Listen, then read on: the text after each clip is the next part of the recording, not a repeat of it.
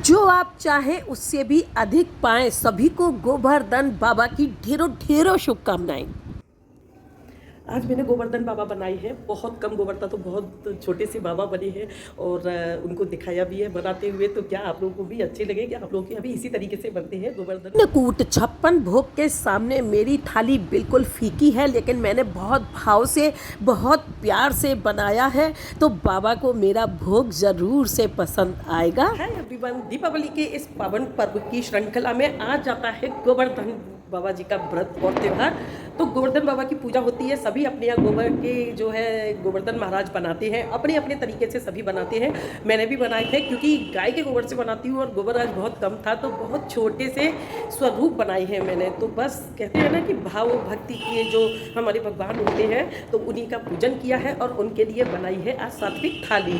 तो सात्विक थाली में मैंने बनाई है छोले पनीर की नॉर्मल सी सब्जी, हिंजीरे की, और एक बनाई है आलू की सब्जी। तो आलू की सब्जी जिस तरीके से बनाई है ना, उसको ज़रूर ट्राई करें, क्योंकि आलूओं के साथ हम थोड़ा सा चेंज करके अगर बनाते हैं ना, तो ये त्यौहार के लिए वो तीखी खट्टी मीठी सब्जी है जिसे सभी लोग खाकर वाह वाह करेंगे और अपनी उंगलियां चाटे बिना नहीं रह पाएंगे। कार्तिक स्नान नियम पूरे होने के बाद, पूजा होने के बाद अब तैयारी कर रही हूँ गोवर्धन बाबा बनाने की। तो सबसे पहले रिंग निकाल के रख दूँ, क्योंकि ये बनेंगे गोबर से। कहीं ना कहीं गोबर से भाई हम धार्मिक मान्यता से भी जुड़े हैं और साफ़ सफाई से भी जुड़े हैं। तो इनको निकाल के रख देती हूँ और उसके बाद बनाऊंगी मैं गोवर्धन बाबा। और यहाँ पर बहुत छोटे से बाबा इस बार बनाए हैं, क्योंकि एक तो जगह भी थोड़ी मुझे नहीं मिल रही ऐसी कि जहाँ मैं अच्छे से उनको रख सकूँ। तो यहाँ एक मैंने बच्चों का जो क्लिप बोर्ड होता है ना, उसको ले लिया है और उसके ऊपर एक रेड कलर का कपड़ा लगा लिया है, थोड़ा अट्रैक्टिव सा बनाने के लिए। और देखिए, इस तरीके से मैं बचपन से बनाती आई हूँ। और फिर जब मेरी शादी हो गई ना, तो ससुराल में आई, तो फिर मैंने अपने ससुराल में भी बनाए ये। पहले तो किसी को पता ही नहीं था कि मुझे बनाना आते हैं, लेकिन जब मैंने बनाए तो सभी को बहुत पसंद आए। और मेरे जेठ जी ने, खासकर मेरे बड़े जेठ जी ने बहुत तारीफ़ की कि भाई वाह, बहू को ये भी बनाना आते हैं। तो बस हमेशा से मैंने ये बाबा बनाए हैं, उनका पूजन किया है और कोशिश करती हूँ कि अच्छे से अच्छा जैसे बना लेते हैं ना, उसके बाद खील बताशे से पूजन कर देते हैं। और उसके बाद जो है फिर हम जो रूटीन में खाना अपना खाते हैं, तो कच्चा खाना भी बाबा को खिलाया जाता है। शाम को बनता है पक्का खाना, अन्नकूट की सब्जी, खीर, पूरी, दही, रायता, सब कुछ। यानी कि जो भी मौसम के फल होते हैं, ऋतु फल होते हैं, सब्जियां होती हैं, सभी।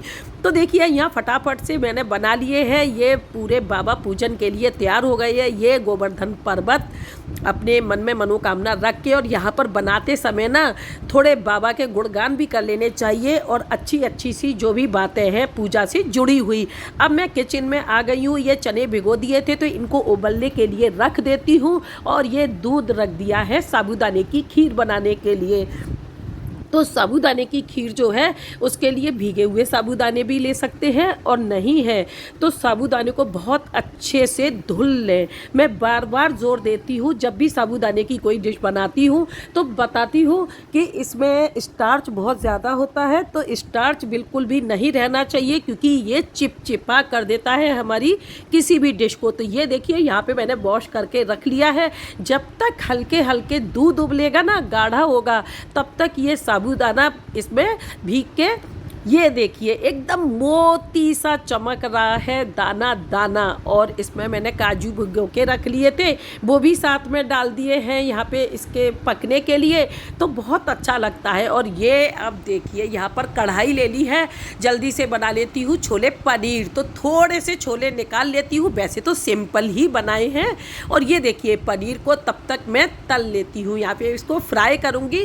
कच्ची पनीर भी ले सकते हैं, लेकिन ड्राई पनीर ना मुझे बड़ी अच्छी लगती है, जो थोड़े से हो जाते हैं ना, बड़ी कहते हैं जिसको तली हुई चीज़ को भिगो देते हैं, फिर एक खिंचाव सा जिसमें आ जाता है, बस वो वाला चाहिए मुझे। और यहाँ एक मैशर से, देखिए मेरा देशी मैशर है, ये बहुत पुराना है, और इससे मैं चने को बिल्कुल दबा दबा के यहाँ पे एक पेस्ट जैसा बना लूँगी।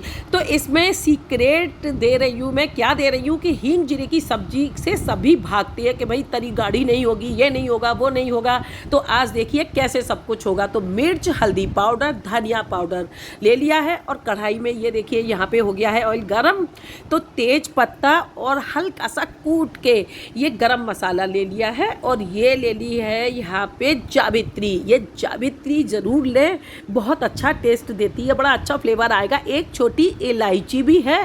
थोड़ा सा इस पर ना अदरक कूटने वाला जो होता है ना, उसको बस थोड़ा सा प्रेशर से मार देंगे तो ऐसा हो जाएगा। अब ले लिए हींग। आज हींग बहुत कम ली है क्योंकि ये हाथ रस वाली हींग है भाई, बड़ा ही तीखी होती है। अब ले लेंगे इसमें ज़ीरा। ज़ीरे को धीरे धीरे देखिए दिख भी रहा होगा ना चटकते हुए। और ये ले लिया कद्दूकस किया हुआ अदरक।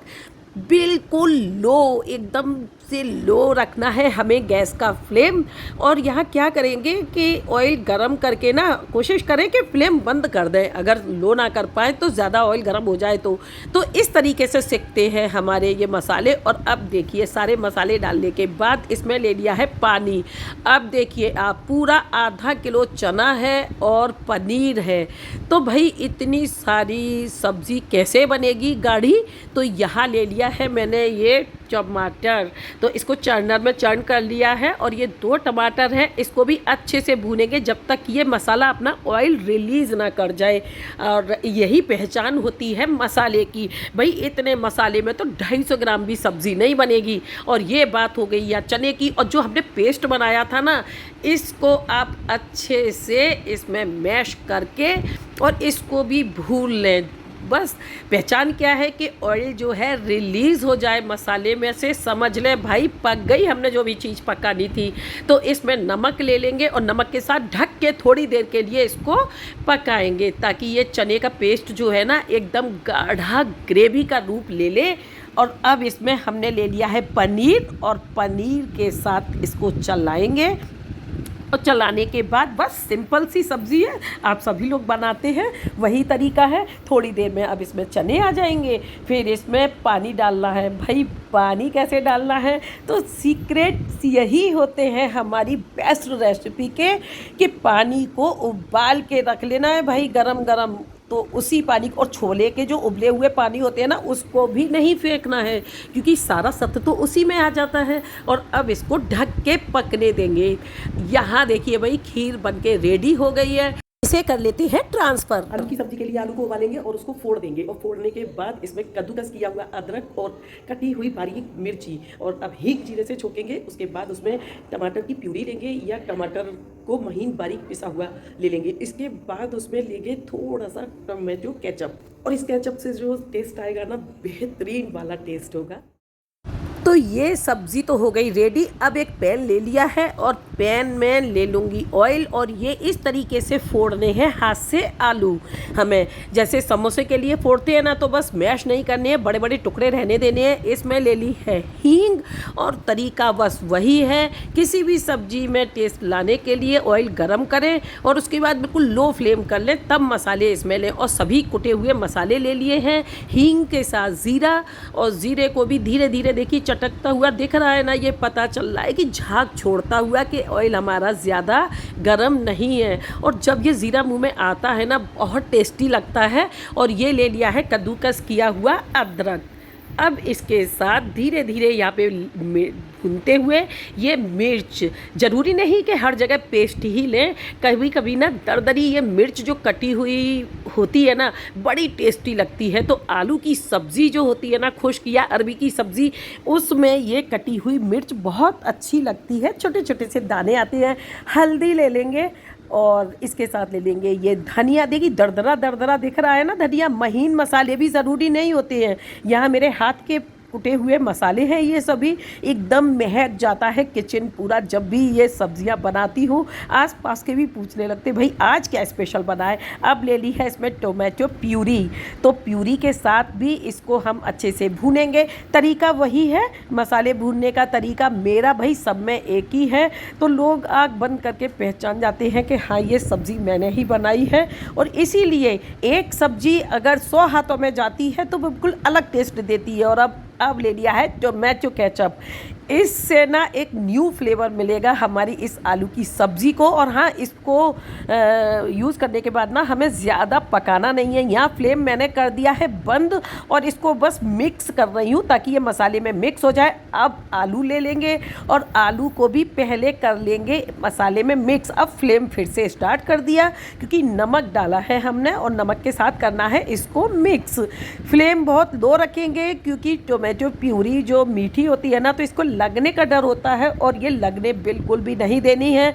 और इसको अच्छे से स्टर करते हुए, और अब देखिए बिल्कुल मसाला ना एक एक पीस में चला गया है। कोई पीस थोड़ा बड़ा भी लगता है ना, तो बस हल्के से पुश कर दे, दब जाएगा। अब ले लें इसमें गर्मा गर्म मसाला। गरम मसाला लेके बस हो गई कंप्लीट हमारी ये सब्ज़ी भी।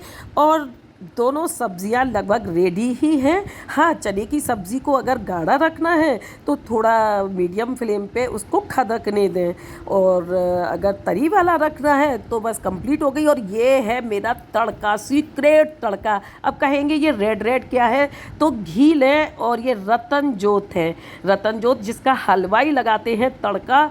और इसमें क्या होता है, जब हम कम मसाले लेते हैं ना तो सब्ज़ी रोई रोई सी हो जाती है, तो इससे मिलता है इसको कलर, बिल्कुल हलवाई जैसा कलर। अब ले लेंगे गरम मसाला और ये देखिए आ गया ना एकदम परफेक्ट कलर। और ये खूब सारा अमचूर पाउडर, अमचूर पाउडर के बिना छोले की सब्ज़ी को सोच भी नहीं सकते। और आ गया ये गार्निशिंग के लिए हरा धनिया। और अब दोनों सब्जियों में हरा धनिया लेने के बाद अब कर लेती हूँ इनको भी ट्रांसफ़र।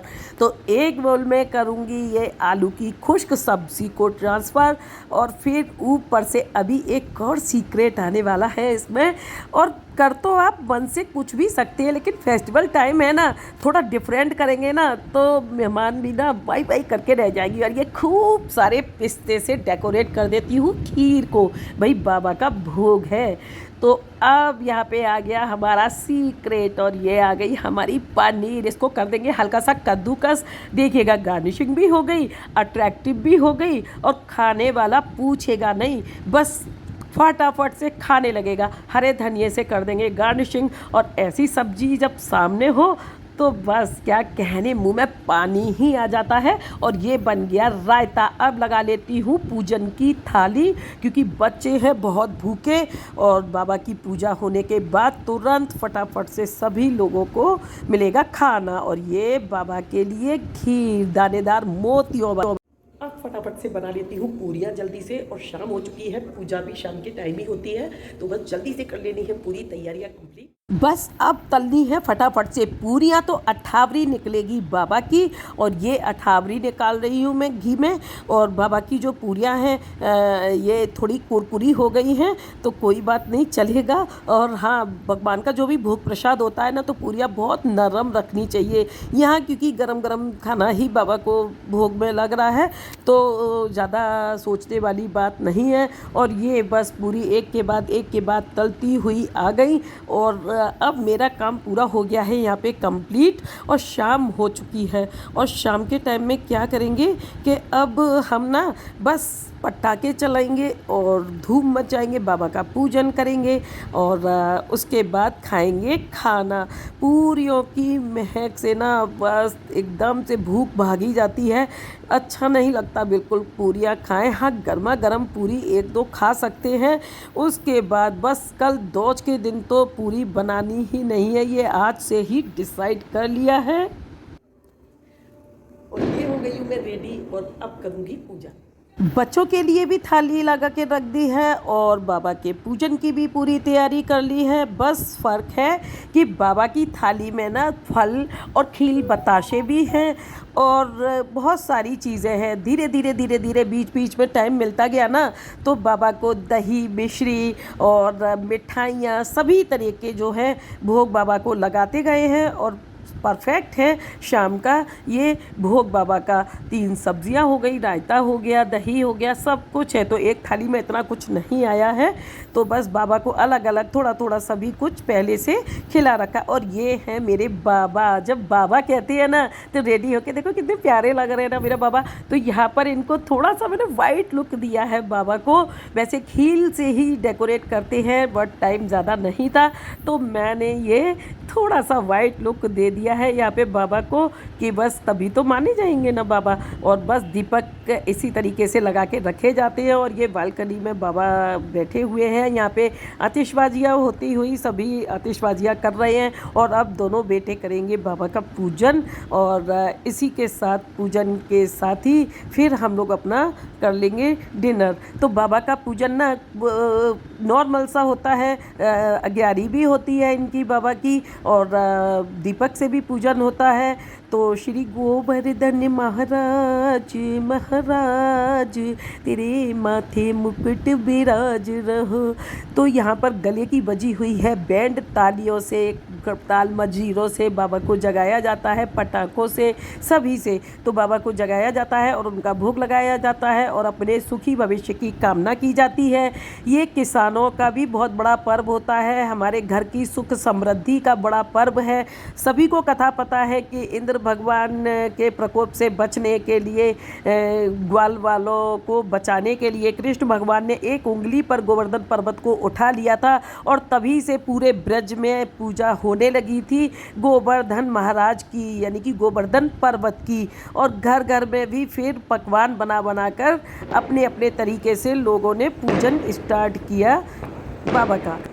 श्री कृष्ण भगवान ने ये मैसेज दिया कि गाय, बैल, जीव जितने भी हैं कृषि के लिए सभी बड़े ज़रूरी हैं, इन सभी का पूजन करना चाहिए। कि मेरी गोवर्धन बाबा की पूजा की थाली ज़रूर पसंद से आई होगी और पसंद आया होगा मेरा ये ब्लॉग। पसंद आए तो लाइक करें, सब्सक्राइब करें मेरे चैनल नीसरी वाइब्स को, शेयर करें फ्रेंड्स, फैमिली और रिलेटिव्स के साथ। पहली बार आए हैं तो बेल आइकन को प्रेस करना बिल्कुल भी ना भूलें ताकि वीडियोस के नोटिफिकेशन फर्स्ट आपके सामने हो। हंसते रहें, हंसाते रहें, मस्त रहें, व्यस्त रहें, देखते रहें मेरे साथ नीसरी वाइब्स को। Thanks for watching. नाइट में खा पी के सो गए क्योंकि सुबह बाबा के लिए करनी थी तैयारी और मैंने जल्दी से उठ के पूरा घर कर दिया है क्लीन और अपनी पूजा वगैरह सभी। जो कार्तिक स्नान होता है ना वो 4 बजे का कार्तिक स्नान होता है, तो इसमें भी बड़ा टाइम लगता है, कहानियाँ होती हैं बहुत सारी। और बस पूरा घर क्लीन करने के बाद, सब कुछ करने के बाद बच्चे नहाने गए हुए हैं, एक एक करके सभी लोग नहाते जाएंगे क्योंकि आज 12 बजे तक का ही मुहूर्त है, 12:30 बजे तक का। तो बच्चों को मैंने झूठ बोल दिया कि सिर्फ 11 बजे तक का मुहूर्त है, तो इसलिए वो जल्दी जल्दी फटाफट से नहा तब भी लेंगे और मैं किचन में कर लूँगी खाने पीने की तैयारी जल्दी से।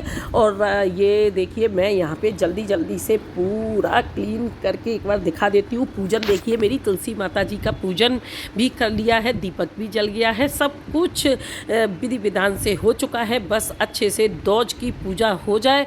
और यहाँ देखिए तुलसी माता में सुबह शाम जरूर से देना चाहिए एक दीपक।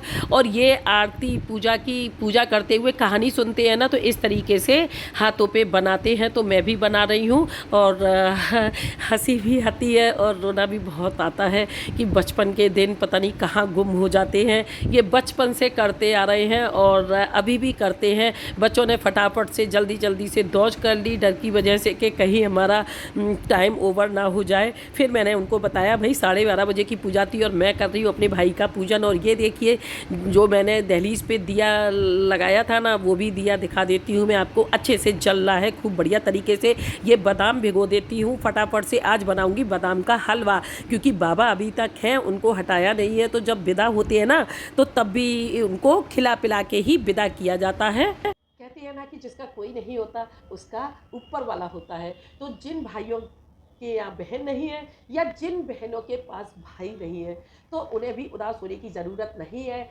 आप अपने किसी भी इष्ट देव को, जैसे विष्णु भगवान को, कृष्ण भगवान को या खाटू श्याम जी को, जिस किसी को भी मानते हैं उनको अपना भाई स्वरूप माने।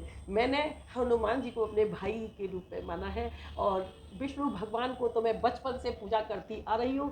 और बाके बिहारी जी का जब पूजन स्टार्ट किया तो ये सभी ना, मुझे लगता है कि मैं बिल्कुल अकेली नहीं हूँ। मेरे आसपास मेरे इतने भाइयों का जो मेरे सर पर हाथ है, तो बस वो मेरी रक्षा हर हाल में करेंगे ही करेंगे। और आज मैं मिलवा रही हूँ अपने भाई से, बहुत ही चहेते और बहुत ही लाडले भाई से।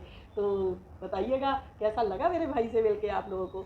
आप भी अगर इन्हें अपना भाई बनाएंगे तो इस दुनिया के सभी झंझटों से मुक्त हो जाएंगे और खुशियाँ ही खुशियाँ होंगी। हमारे मन के माने जीत है और मन के माने हार। हम अपने मन से जो भी मान लेते हैं वही हमारे लिए अच्छा होता है और सुखद भी होता है। तो आइए मिलिए मेरे भाई से। मैंने जब से इनके दर्शन किए हैं तो मैं इनको भी शामिल किया है और मैंने बाबा की दौज की है, राखी की है, इनको लाड़ लड़ाया है। कन्हैया का ही रूप है बाबा, सहारे के सहारे, इनसे बड़ा सहारा हमारा दुनिया में कोई भी नहीं। हाय एवरीवन, कैसे हैं आप सब? उम्मीद करती हूँ सभी हष्ट पुष्ट होंगे, मस्त होंगे, व्यस्त होंगे। आज है भाई बहन के प्यार के प्रतीक भाई दूज का दिन। दीपावली के पंच पर्व की लास्ट श्रृंखला जो होती है वो भाई दूज के त्योहार के साथ ये पंच पर्व जो है संपूर्ण हो जाता है। तो आज भाई दूज का दिन है, 2 दिन की भाई दूज हो गई। तो भाई दूज में क्या है कि बहनें भाइयों का तिलक करती हैं, किसी के यहाँ खाना पीना खा के होता है तो किसी के यहाँ भूखे रह के होता है। और ये देखिए यहाँ पर ये कहते हैं ना, व्रत के दिन ये जितने भाई होते हैं तो उनकी लाइनें बनाई जाती हैं। तो इसी तरीके से 5 कहानियां भी कही जाती हैं और 5 कहानियों की श्रृंखला में आज मैंने भी 5 कहानियां कही है। तो एक कहानी मैं आप सभी के साथ शेयर करना चाहती हूँ। कहानी इस प्रकार से है कि किसी नगर में एक धनवान सेठ रहता था और बर्तनों को किराए पर दिया करता था। और एक व्यक्ति जो था उससे किराए पे बर्तन लेने आया और उसने उसको किराया दिया और बर्तन ले गया। कुछ दिन बाद जब वो बर्तन वापस लेके आया तो उसने उसमें 4-6 बर्तन मिक्स कर दिए और बोला, सेठ जी ये लीजिए अपने बर्तन। सेठ ने देखा कि मेरे बर्तन तो ये पूरे नहीं है। उसने कहा ये इतने सारे बर्तन मेरे नहीं है। उसने कहा, सेठ जी बर्तनों की संतानें हुई हैं तो मैं भला कैसे रख सकता हूँ, ये आप ही के बर्तन हैं। सेठ जो था बड़ा खुश हुआ, बोला भाई ये तो किराया भी मिल गया, मेरे बर्तन भी वापस मिल गए और बर्तनों के साथ बर्तन नए भी मिल गए। इसी तरीके का क्रम चलता रहा। फिर से वो बर्तन लेने आया, सेठ ने फिर उसको बर्तन दे दिए। इस बार फिर उसने दर्जनों बर्तन उसमें मिला करके सेठ को वापस कर दिए। सेठ बोला, भाई ये बर्तन तो मेरे नहीं है। उसने कहा, सेठ जी ये इस बार भी बर्तनों की संतान हुई है। तो इस तरीके से सेठ जो था उसका लालच दिन प्रतिदिन बढ़ता जा रहा था। एक समय जो व्यक्ति था फिर से आया और आकर बोला कि सेठ जी कुछ चांदी के बर्तन होंगे, आज मेरे घर में ना विशेष मेहमान आने वाले हैं और उनको मैं चांदी के बर्तनों में खिलाना चाहता हूँ, उनका सत्कार करना चाहता हूँ। सेठ ने कुछ देर सोचा और सोच में पड़ गया। और कहते हैं ना कि लालची इंसान ना कितना भी सोचे लेकिन लालच में फंस ही जाता है। सेठ जी भी लालच में फंस गए। उन्होंने सोचा कि जब पीतल के बर्तन मुझे दुगने होके मिल रहे हैं तो चांदी के बर्तन भी मुझे दुगने होके मिलेंगे, क्यों ना मैं इसको बर्तन दे दूं। तो चांदी के बर्तन जो थे सेठ ने उसको दे दिए। व्यक्ति किराया दे करके और बर्तन ले गया। अब 1 महीना हो गया और वो व्यक्ति वापस नहीं आया। जब वापस नहीं आया तो सेठ ने कहा कि कहाँ चला गया ये व्यक्ति जो मेरे बर्तन वापस लेकर नहीं आया, और उसको बुलवा भेजा। जब वो व्यक्ति आया तो उसने कहा कि सेठ जी बर्तनों की तो मृत्यु हो गई। अब सेठ जी जो थे वो आग बबूला हो गए और सोचने लगे कि भला बर्तनों की भी कभी मृत्यु होती है। तो उस व्यक्ति ने कहा कि सेठ जी जब बर्तनों की संतानें हो सकती हैं तो बर्तन की मृत्यु क्यों नहीं हो सकती है। जब मैंने कहा कि बर्तनों की संतानें हो रही हैं तब तो आपने बिल्कुल प्रश्न नहीं उठाया, सारी बात को सही मान लिया। और जब मैं कह रहा हूं कि बर्तनों की मृत्यु हो गई है तो आज आप गुस्सा कर रहे हैं और मेरी बात को बिल्कुल सच नहीं मान रहे हैं। तो इस कहानी से क्या सीख मिलती है? यही संसार की सीख है। व्यक्ति माया के पीछे भागते भागते इतना अंधा हो जाता है कि उसे सही और गलत का बोध ही नहीं रहता। महात्मा जन, संत जन हमेशा से ये कहते हैं, मनुष्य को पल पल पर ये चेतावनी देते हैं कि हे मनुष्य, जिन महात्मा जनों के, जिन संत जनों के वचन तू सुनता है उन वचनों पर दृढ़ भी हो जा। होता है ना कि इधर से सुन के इधर से निकाल देते हैं, तो ऐसा नहीं होना चाहिए। हमारे गुरुजन, हमारे संत जन, महात्मा जन और हमारे वेद पुराण जो भी हमें सिखाते हैं वो अच्छा ही सिखाते हैं, हमारे भले के लिए ही सिखाते हैं। लालच में पड़कर सत्य का साथ कभी भी नहीं छोड़ना चाहिए, नहीं तो बाद में पछताना ही पछताना पड़ता है। यही उस सेठ को सीख थी और यही हम सभी के लिए सीख भी होती है। तो उम्मीद करती हूँ कि आप लोगों को ये भाई दूज पर जो कथा मैंने कही है जरूर से पसंद आएगी। पसंद आए तो लाइक करें, सब्सक्राइब करें मेरे चैनल नीलश्री वाइब्स को, शेयर करें फ्रेंड्स, फैमिली और रिलेटिव्स के साथ। पहली बार आए हैं तो बेल आइकन को प्रेस करना बिल्कुल भी ना भूलें ताकि वीडियोस के नोटिफिकेशन फर्स्ट आपके सामने हो। हंसते रहें, हंसाते रहें, मस्त रहें, व्यस्त रहें, देखते रहें मेरे साथ न्यूज़ वाइब्स को।